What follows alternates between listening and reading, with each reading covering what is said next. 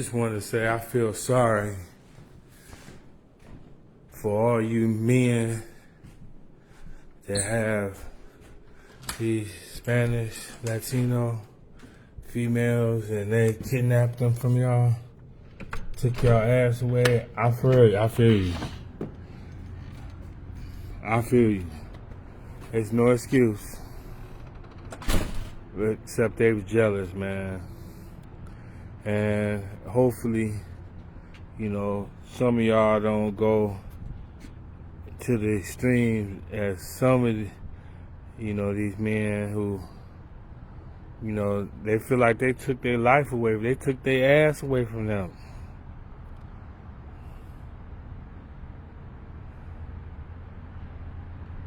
I mean, I know. I ain't even saying nothing about it, white people. I know. But I gotta talk to them. I know.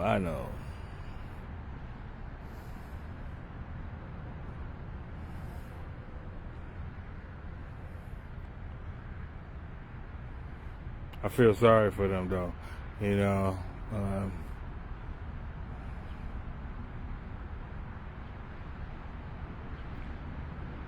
Just imagine you didn't give a shit about what others thought about you and you went and got you a nice hot piece of Latino ass and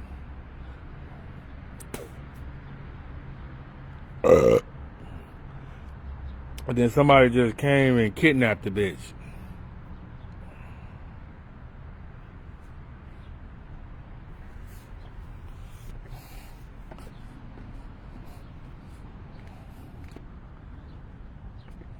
He ain't got to argue with this bitch about nothing.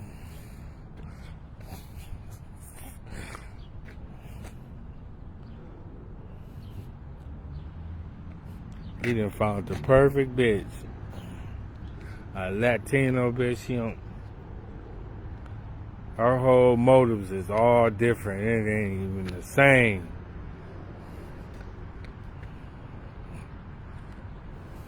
She ain't got to worry about none of that black bitch shit. Nothing. He ain't got to worry about none of that black bitch shit. He ain't got none of that shit in his. And you done came over. I know why y'all did. Y'all came over there. Fuck that. Jealous ass white people.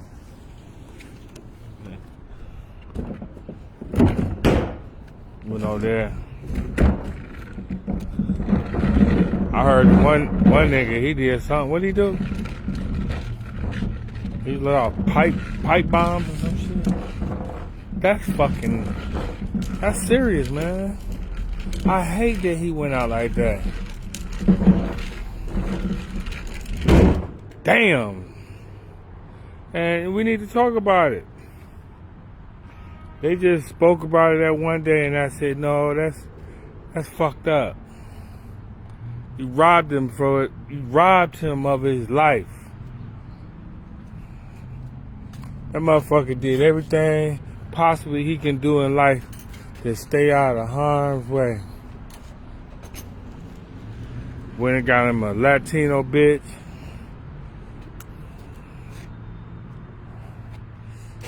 Yeah, nigga.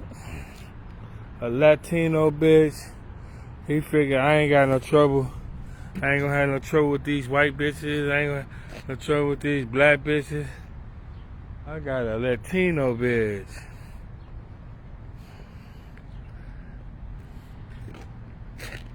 Life was good. They just came over and kidnapped the bitch. Just took his bitch. Alright, they'll get it later. They ain't getting it right now, but they'll get it later on. They just kidnapped this bitch.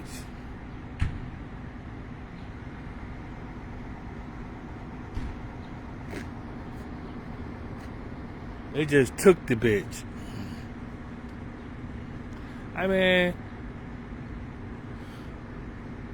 that's as sacred as a man's gun or his dog. If you take his bitch, that's his ass. That's like taking his favorite chair, his Archie Bunker chair, you know. Just don't take his bitch. And yeah, we gotta talk about it. We just can't just simply just let it be nothing. We have to talk about it. You have to put yourself in his shoes. You know, that's temporary insanity. He went to war. That's his family. He went to fucking war. Y'all don't see it like that. Y'all just look at it like, dumbass nigga. That's how y'all see it. Dumbass nigga. Reacted. You took his ass, man.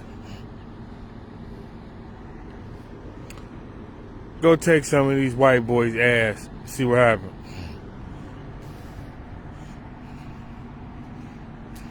I got two kids. I done seen white boys that know they can't beat a motherfucker ass. They know they'll lose the fight. But for that ass, they family, they willing to take that ass whooping. Am I right? Ain't y'all seen that shit? Like, he know he gonna get his ass whooped, but he still...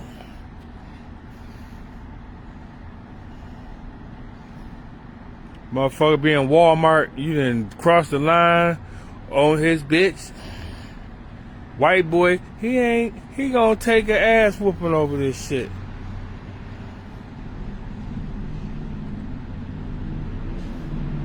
He don't give a fuck. He don't give a fuck. So you gotta understand, that's how he felt. He willing to take an ass whooping in life. He willing to take an ass whooping through life. The rest of his life. He in his 60s. He ain't got much time to get more bitches.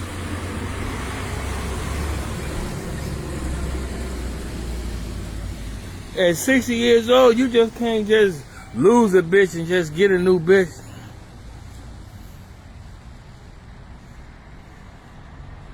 Not like that.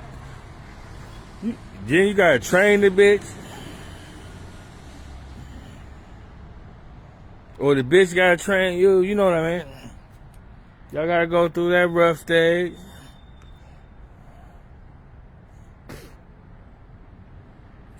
At 60 years old, you can't just be getting up and going to the bathroom to fart. That shit slips out.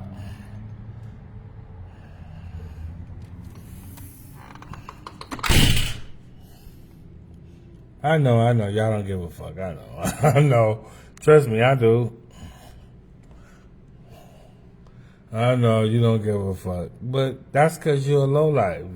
That's the only reason you don't give a fuck. Because if you meant something and you had any morals and dignity about yourself as a human, you would. But you and your little shallow ass, and I'm going to show y'all something a little bit where you're going to find out. You're going to find out the world is not as big as you think it is.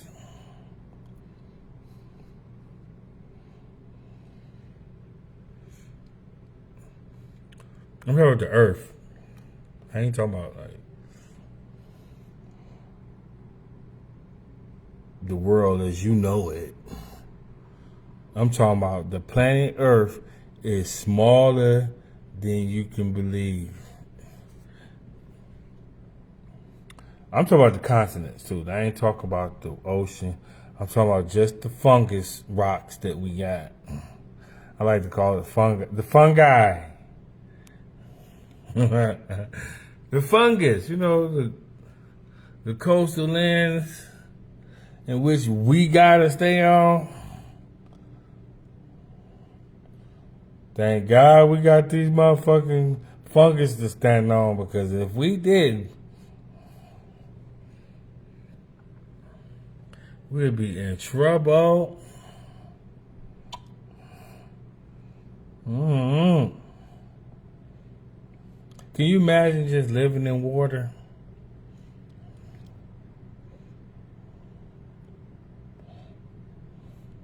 Motherfucking ass would be all wrinkly. You ever been in the water too long and you get out and your hands be all... Must remember when we used to take baths when we was kids? And you get out your little fingertips be all... Like, look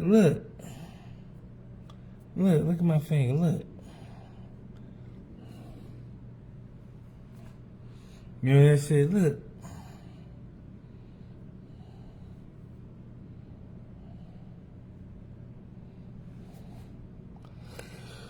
All right. God bless him. Now y'all gonna try to charge him for like he a terrorist and shit. This nigga made pipe bombs. That's what is that him? He made some pipe bombs and shit. And blew up shit. Took his bitch. He was smart. Y'all knew that shit too. Y'all knew he was smart. That motherfucker. Out of everybody's trouble, he stayed the fuck out of trouble. All he did is stay with his Spanish bitch. And y'all went and kidnapped the bitch. And y'all thought, oh, let's show this nigga. Didn't quite turn out like y'all thought, huh?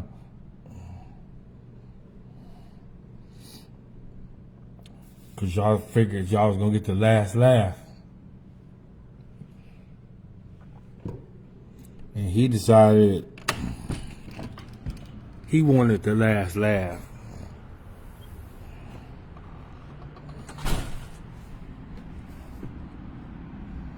You right, that motherfucker crazy.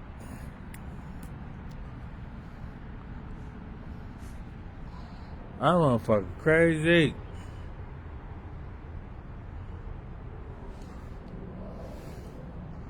But you gotta understand. You gotta understand him though.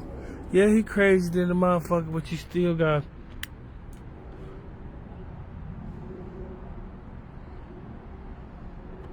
See, black men in their 60s, shit, 55, 50, 55, they understand. I ain't no young nigga no more. I can't just go get a bitch and something.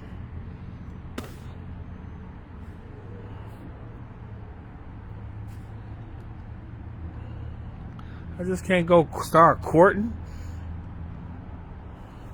Then what the fuck that mean? I go out and court this bitch at 55. If she 55, she got alternative motives too. She like, I ain't got time to be all this love shit at 50 and 60. I ain't no little girl. Like, well, what the fuck you doing? What is your alternative motive? What is you looking for? She looking for something. What you think she looking for? A pension or something? Perhaps? Insurance money? What?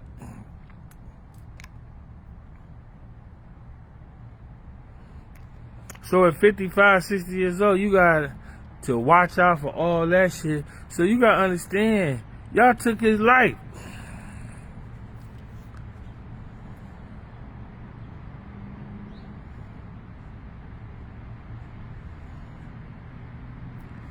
Shit, if I was him, I'd be trying to get over there with her. See, that's because he reacted on impulse.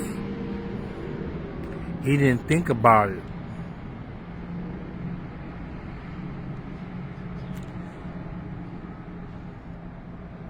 He just reacted. Because if he would have thought about that shit, he'd have been like,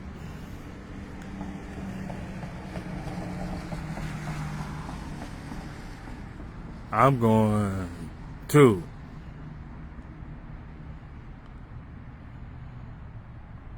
Then he'd be over there, and then he wouldn't feel so obligated. Like, damn, it's like more of you bitches over here.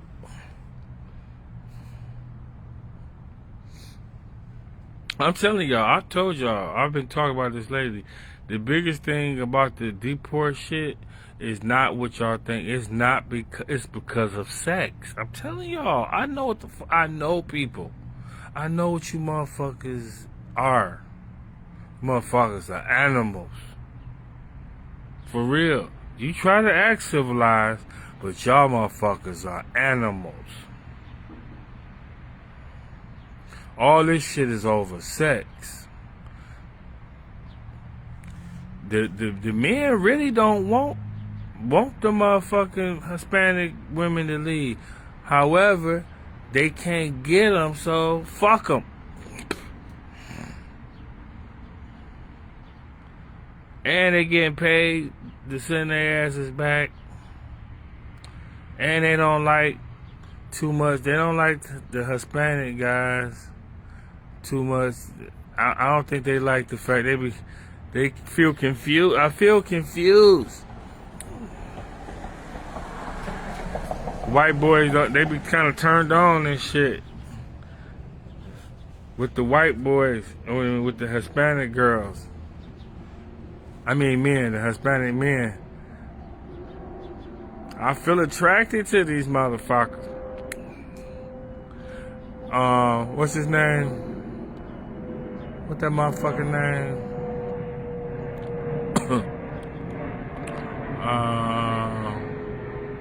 The racist motherfucker that said OJ, the one that jumped over the fence, that threw the gloves over OJ backyard. What's that motherfucking? You know, he met up. Well, he came over to OJ house when he was just a police officer. He called OJ a monkey and shit. He was like, why is she with that monkey? What's his name? That motherfucker that jumped the fence. He went over to the murder scene, stepped in blood and shit, and then jumped over OJ fence. Like, what kind of shit is that today? Like, if somebody got murdered and the police officer wouldn't have a warrant to enter the property, y'all would lose y'all goddamn mind. Is you fucking crazy?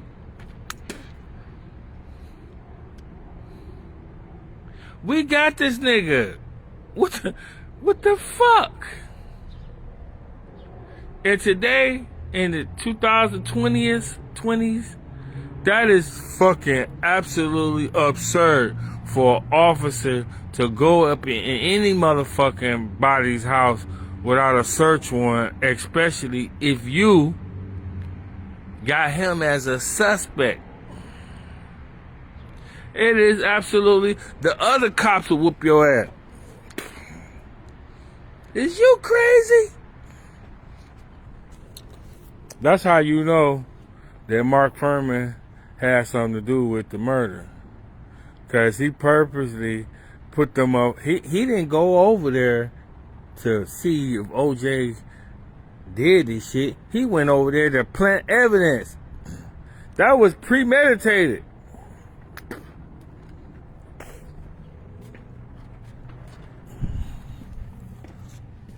He had already thought this shit out. And this is the thing. He wasn't by himself. Mark Fuhrman was with a partner. He had a partner. His partner was with him too. So that means those two motherfuckers talked about it. They at least had a discussion. I know y'all blame just Mark Fuhrman, but it was another motherfucker with him. So there go two motherfuckers right there.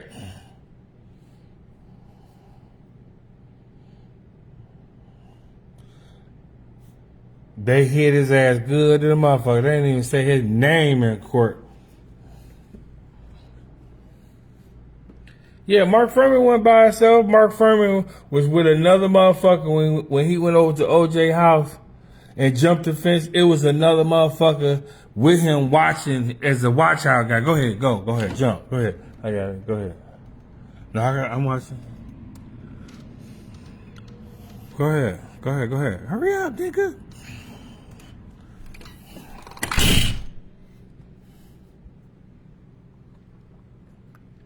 Mark Furman had a watch out man, a lookout man. I mean, he had a lookout man.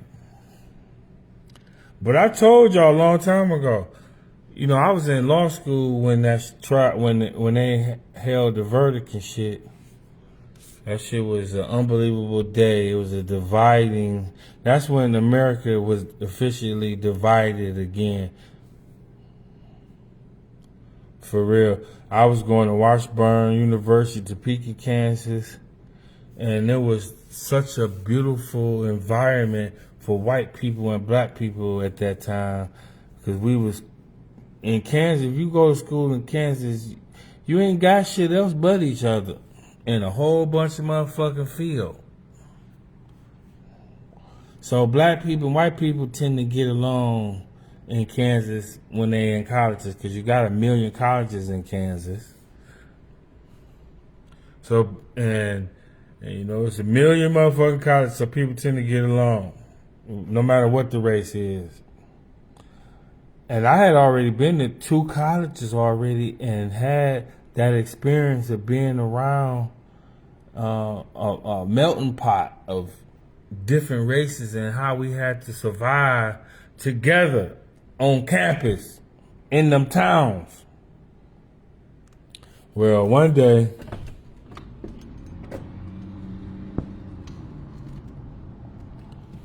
I transferred schools. One day during the OJ trial, the verdict came. I was in law school, and we had no class that day.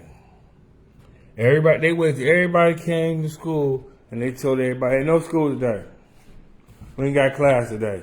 So everybody was like, "Fuck it, we're gonna go and watch the verdict in the one room, you know, one of the buildings that everybody going to TV and shit, the lounge and shit. Everybody just be sitting there chilling. Big ass building." So we goes to that building and shit. We sitting in there, and I'm watching, and I heard the verdict. Bartholomew O.J. Simpson, not guilty. Ah! I heard a white woman scream.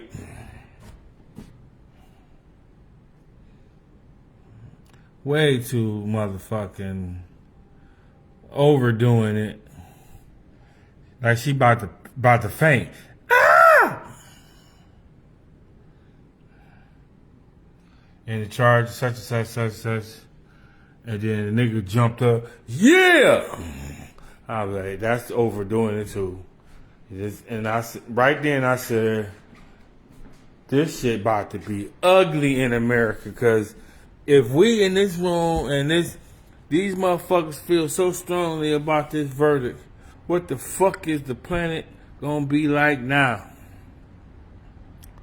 Right then, split seconds. Ah! You couldn't make this type of shit up for real. Ah!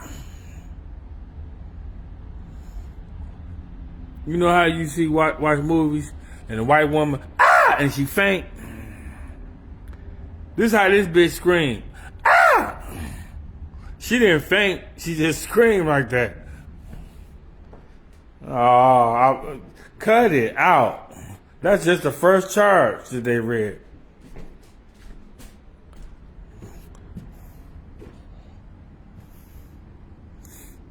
This nigga jumping up. Yeah, fuck yeah. That's too much too. Both of y'all 2 assholes. Need to put both of you assholes on an island together. Just y'all 2.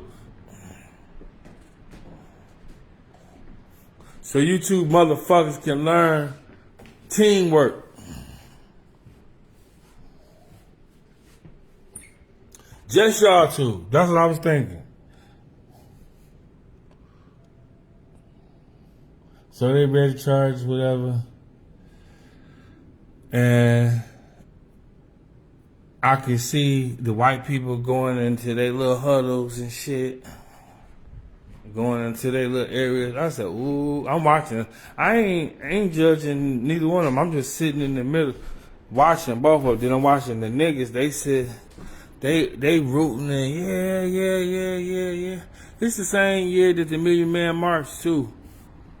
This was a hell of a year, wasn't it? The Million Man March was the same year. The year the OJ trial and the year the Million Man March was the same motherfucking year. High and low, I was in law school. I never forget that shit. Our coach told us, you go to this motherfucking Million Man March, y'all black asses is kicked off the team. I wanted to go so bad. But I had to finish up that 1 year. I wasn't staying there but 1 year because the motherfuckers were so racist there. I found out that it was really racist. I found out later. After the OJ trial shit, I found out they was racist than a motherfucker. But I had no plans on staying there really anyway. I had other things I was doing. I just wanted to go there 1 year. For my eligibility, just to play basketball for another year, because I only played 2 years at NCAA. I got some records that y'all motherfuckers still trying to break, and I only played 2 years. You bitch ass niggas. I only played 2 years. I played in JUCO my freshman year and my sophomore year, which is my junior year, really. Sophomore year. That's what I'm gonna call it. Third school, and I didn't even fucking play point. They had me at the 2. So that shit shouldn't even count because, at point, that's why I got all my assists. My assist record will be out the fucking roof. But they had me at the 2. They had me at the shooting guard. I'm such a fucking basketball player. I can play the 2 guard. I can score. But I wasn't even selfish like that down there. But that's not the point. The point is this. They were so racist that they put me at the 2 guard. And not the point. When I'm bona fide point, my average in winning is ridiculous out the fucking roof. The only motherfucker average is better than mine in high school and college, and the win-loss ratio is Kareem Abdul-Jabbar. The rest of you motherfuckers ain't shit.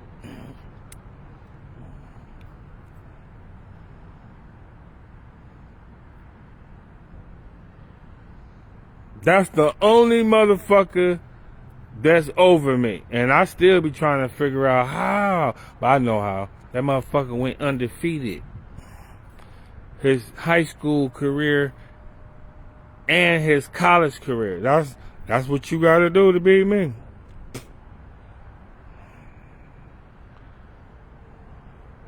So if you trying to rig somebody to beat me, that's what you gotta do. You gotta make sure the motherfuckers is undefeated in high school and in college.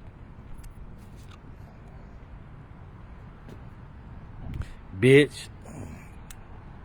Cause you know how they be rigging sports and shit these days. You know how them motherfuckers be doing it these days. But that's what you gotta do.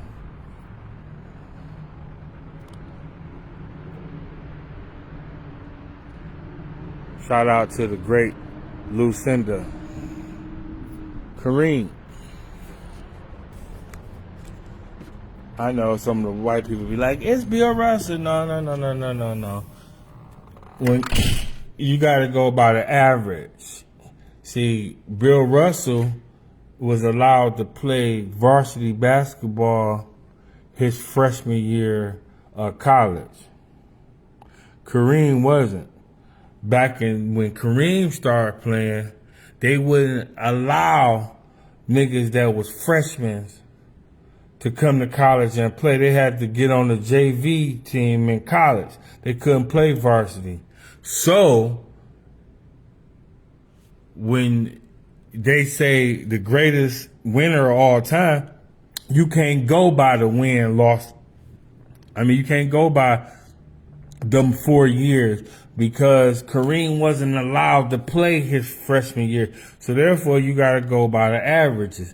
And if you go by the averages, Bill Walton lost a game in high school. Kareem didn't. Shout out and rest in peace to Bill Walton. I met Bill Walton. I was working at the Westerbrook Cadillac Hotel. And I was in housekeeping, banquets. I was working in banquets. They called me on my radio. Go ahead. And he's like, Juwan, can you take 3 chairs up to room 875? I don't know what the fuck the room was. Something like that. Okay. I'm thinking, why am I taking chairs up to a room? We got this wheel cart that you put the chairs on and you roll the chairs in banquets. So I'm rolling them on the elevator. Upstairs with banquet chairs. I go knock on the door. Motherfucking Bill Walton answered the door. Damn, they go Bill Walton. That's what I said in my head. I'm too cool to say that out loud, but in my head I was, goddamn, they go Bill Walton. Bill motherfucking Walton. That's what I was saying in my head. But you know, I'm too motherfucking cool for that. Just say it out loud. So he was like, yeah, can you bring them in? Sure. No, I'm cool than motherfucker. Sure, no problem. In my head, this is motherfucking Walton.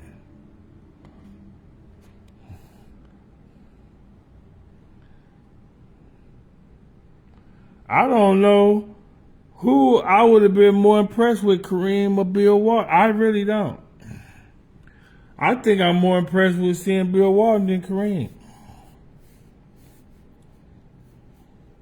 Because what's the chances of a nigga seeing Bill Walton?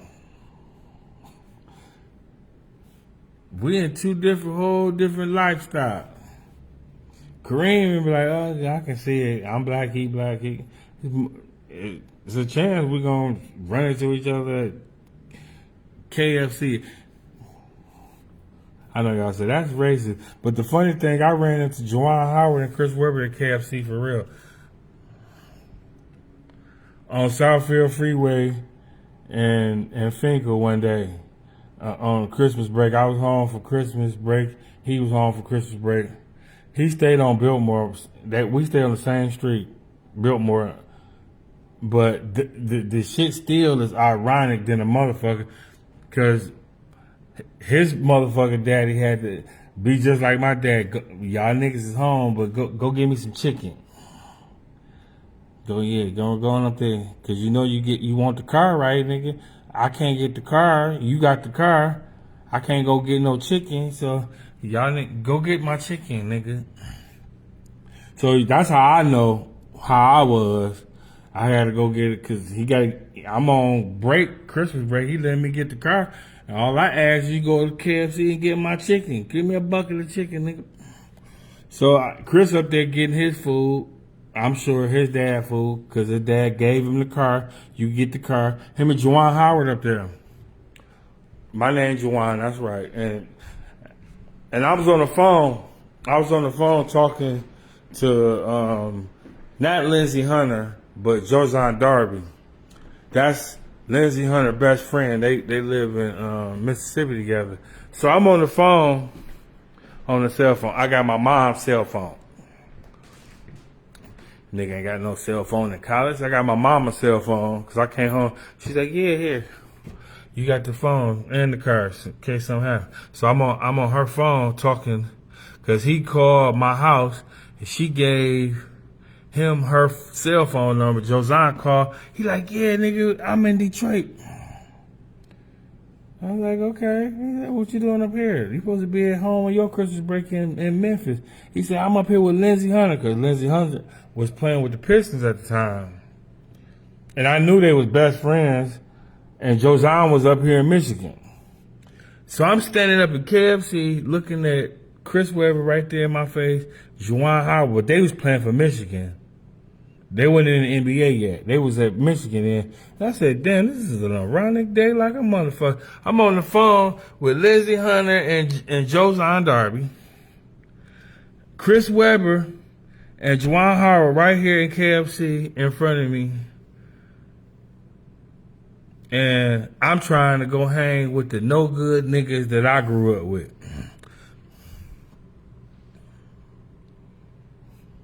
Cause Josiah was like, where you at, man? We in the Range Rover. We come pick you up. I'm like, nah, I just got home, nigga. I'm about to go see my people. Nah. Yeah, all these no good motherfuckers I was hanging with.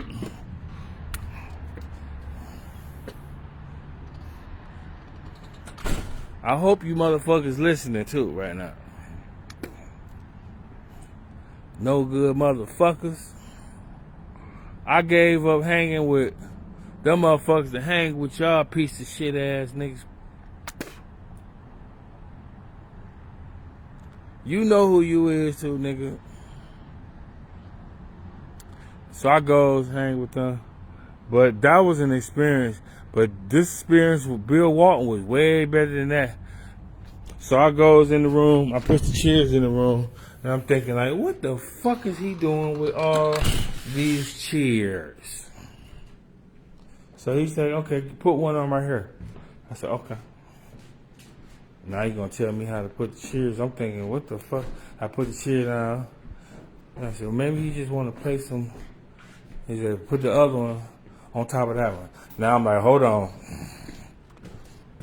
What the fuck are you doing? That's the second chair. Then he just get the third chair. Grab the third chair.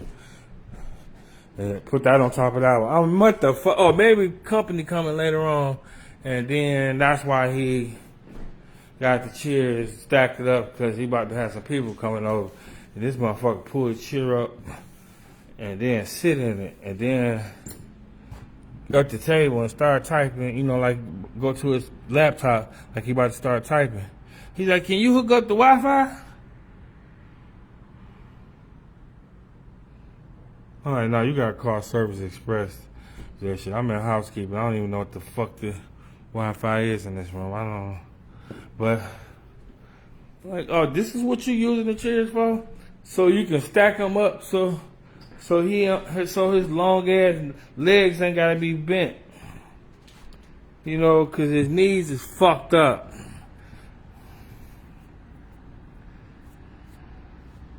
Cause he's 7 foot.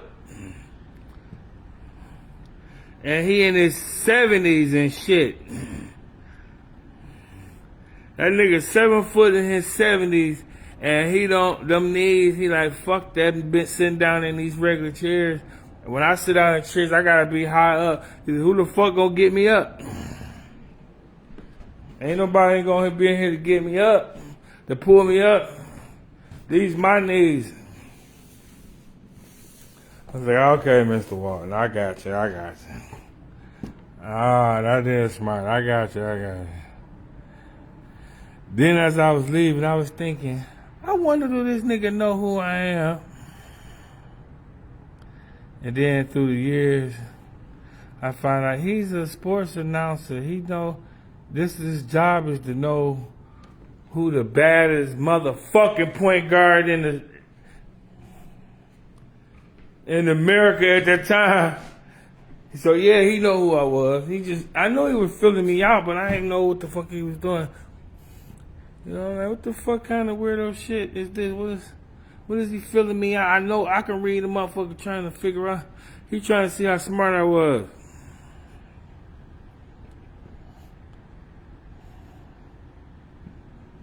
See, Bill Walton's a thinker. He one of them thinking motherfuckers.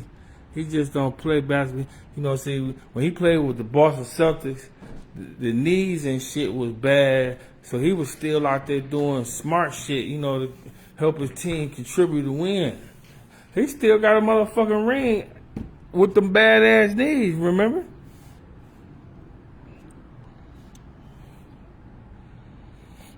He still won. He just came off the bench. He helped Boston Celtics win another ring.